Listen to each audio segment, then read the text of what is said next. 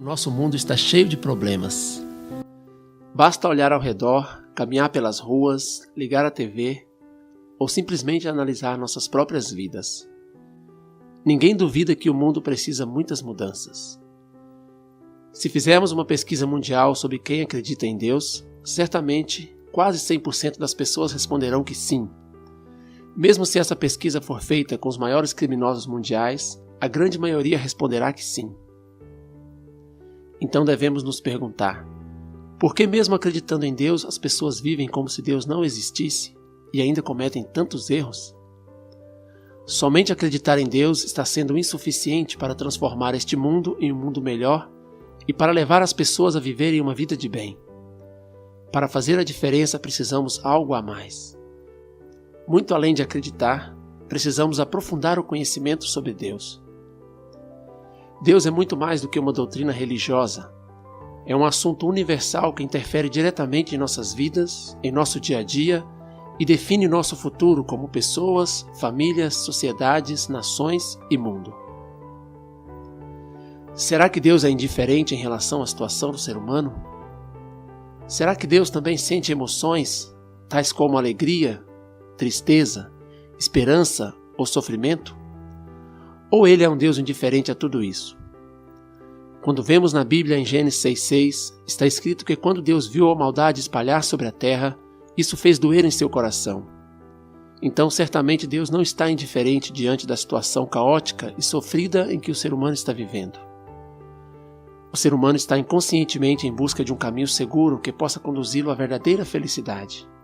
Mas ele ainda não descobriu a finalidade da sua própria existência. Ele também não consegue encontrar soluções reais para suas dificuldades e angústias mais profundas da vida.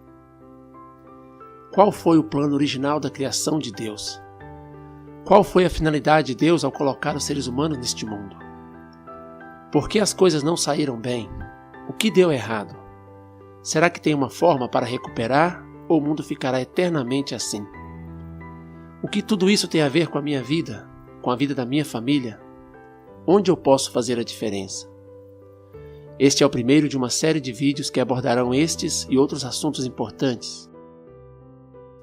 Todo ser humano deve chegar ao entendimento concreto sobre Deus e o seu plano original da criação.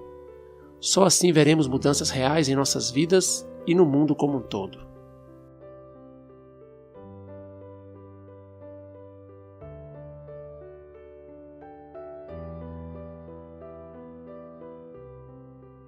Todas as pessoas de todas as épocas têm tentado sem sucesso resolver seus problemas e suas questões fundamentais da vida.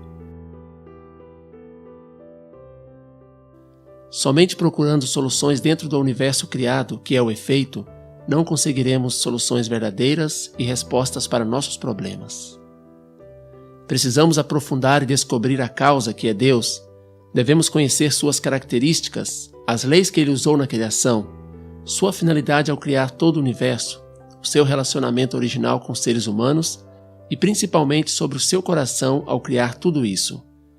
Essas questões devem ser tratadas no âmbito da fé, mas também com bases lógicas, afinal Deus também é o autor da ciência e do intelecto humano.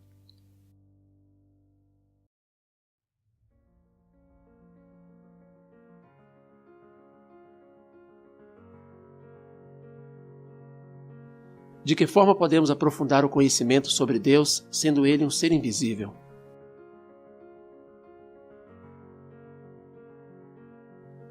Quando observamos a obra de um artista, podemos perceber as características de sua mente que é invisível. Da mesma forma, ao observarmos o mundo visível criado por Deus, podemos entender as suas características invisíveis. Em Romanos 1:20, o apóstolo Paulo disse que as características invisíveis de Deus podem ser vistas claramente na sua criação.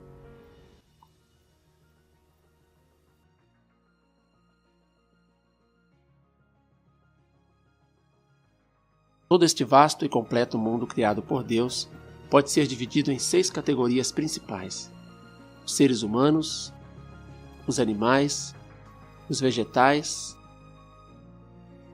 as moléculas, os átomos e as partículas.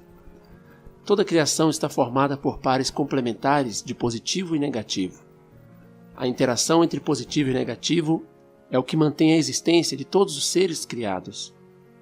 Por exemplo, o homem e a mulher, como positivo e negativo, interagem para manter a existência da raça humana. Da mesma forma é com o macho e a fêmea no reino animal e com o estame e o pistilo no reino vegetal. As moléculas, átomos e partículas também são formados por positivos e negativos. Sendo Deus a causa de todos os seres criados, nele também deve haver características de positividade e negatividade.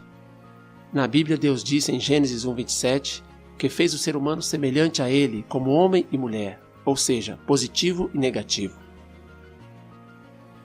Além de positividade e negatividade, todas as coisas criadas possuem um caráter interno e uma forma externa.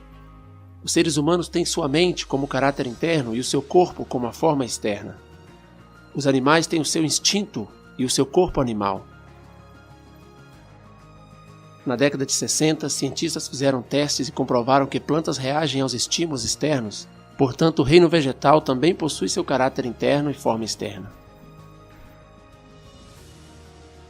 Partículas, átomos e moléculas, que são a base de todo o mundo material, também possuem uma natureza diretiva inerente que os direciona para que cumpram as suas finalidades. Deus, que é a causa e origem de todas as coisas, também possui um caráter interno e uma forma externa. Deus está na posição de caráter interno, assim como a mente, e o universo criado está na posição de forma externa, como o corpo de Deus.